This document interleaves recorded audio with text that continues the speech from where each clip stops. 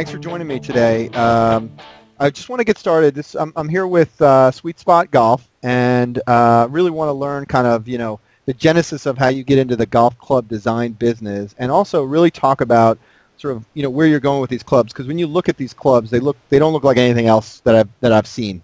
So Beautiful. I'm really interested to talk about that and learn. So I'm here with Brian Allman. Brian, I think are you sort of the owner?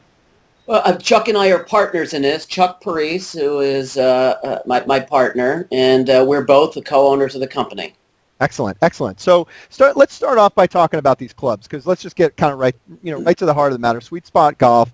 I'm looking at the website, sweetspotgolf.net, and like I said, these things look unbelievable. Maybe talk about the genesis of how you ended up with golf clubs that look like this, and really maybe about a little bit about how you actually go about designing golf clubs. Okay. Before we get started, I just want to say we're migrating our website over to sweetspotgolfclubs.com. Okay.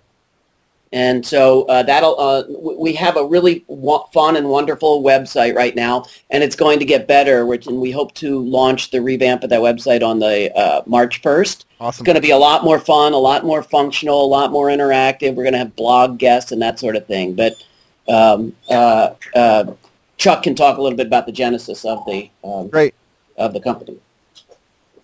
Well, I can give you a brief overview, Mark, that it all started about 16, 17 years ago, and I was reading in a magazine about how the shape of the common teardrop, engineers couldn't create a shape, that had less wind drag, and me being a golfer, I immediately thought of making a golf driver in the shape of a teardrop for, faster club head speed, longer distance. That's what everybody's looking for. I made some inquiries to some engineers I knew, and they weren't really, up on, the dynamics of what it takes to put a golf club together. And then in the interim years, I started seeing downhill racers, and that idea of the teardrop shape, took a hold in that particular sport, and then it transitioned over into cycling, and then we started seeing all these cool-looking cyclist helmets. And as I would drive around, I would think to myself, "Now that looks like a cool look. That would be a cool-looking driver." So I decided to go out and find me a manufacturer that could run me some samples off for me with this idea I've had of designing a club head that looked like a cyclist's helmet. Very cool. So we put it together, and like Brian said, we're going to do just black and gray. I was going to call it the Greyhound. Leave the driving to me. That kind of thing. So we went ahead. We got a hold of a company that would run us do a run of 100 for us, which was feasible for us to do, and it's Alpha Golf. Alpha Golf makes clubs for the long driving tour. Mm-hmm. At one time, they had the top 4 long drivers using their club. They still today are just known for the technology for the long distance drivers.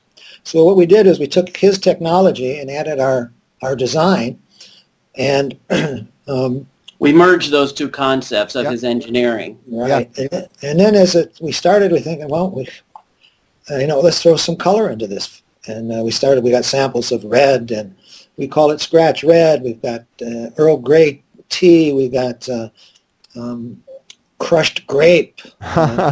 What's our blue is Ripped Blue. All right, blue. They're like text. They're the way you would talk to kids of that age. Well, yeah, I think what I'm interested in. So that's obviously things have to perform well or good enough. Right.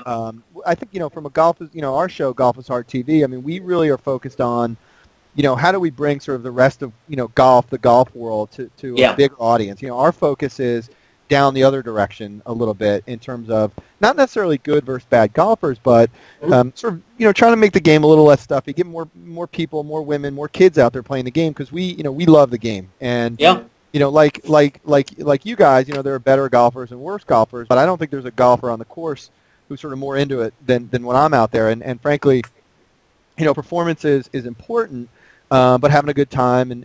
So I think kind of maybe talk a little bit about, these clubs how do people react to them when they see them? Because they're so different than everything else.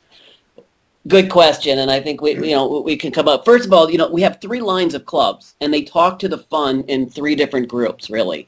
The ones that you're looking at there that are red, blue, grape, and gray really are, I don't want to say for the traditional golfer, but they're more traditional clubs. Yeah. We have a line of women's clubs which come in black and pink, which are really fashion forward, but we give money to the National Breast Cancer Foundation for each one of those that we sell. And the thing about those is, for women, fashion's everything out on the course. They want to match colors, and we have gotten 30 different, positive reviews on the look and the feel of the clubs, and that really fits into their lifestyle. I think people want the fashion, and I think they want to personalize their game, and I think part of it is, the industry has sort of homogenized this stuff. So, across the board, everything looks the same. Everything sort of performs the same.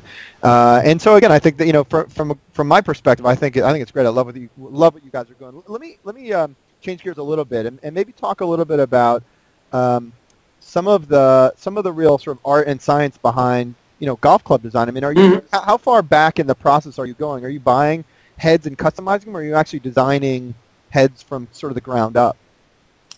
Ground up. We, the whole idea was a cyclist helmet, and I actually put my own design together in regards to the helmet and took it in.